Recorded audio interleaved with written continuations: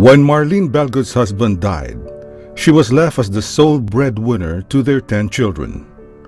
While fully aware that their lives will never be the same again without the head of their family, Marlene also knew that she had to take care of more immediate concerns like her husband's burial expenses.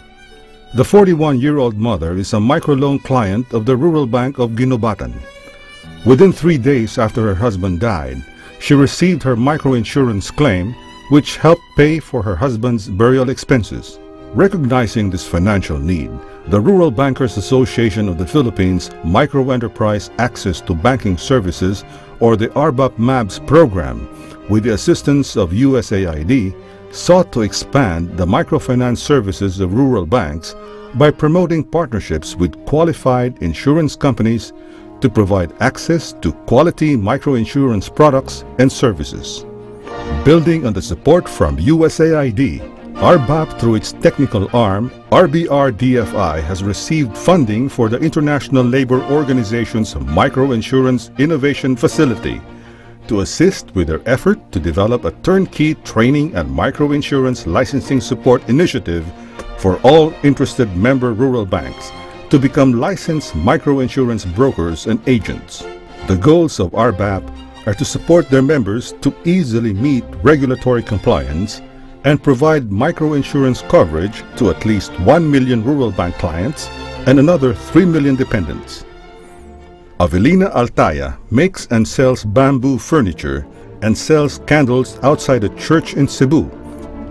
When her husband died, Avelina, a microloan client of Fairbank in Cebu, received microinsurance benefits that not only helped with burial expenses, but also ensured that her daughter will be able to stay in school.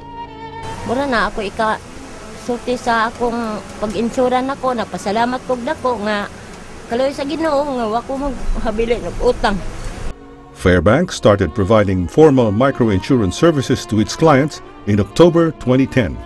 Microinsurance gave Fairbank an opportunity to expand the bank's range of financial services from which it can generate additional revenues.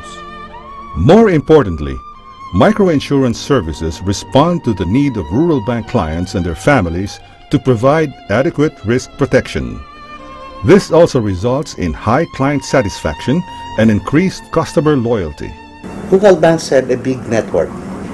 I think there are a lot of rural banks out there where no commercial banks are present, and they can play a lot in terms of the delivery channel in providing access to affordable insurance products or microinsurance to the general population.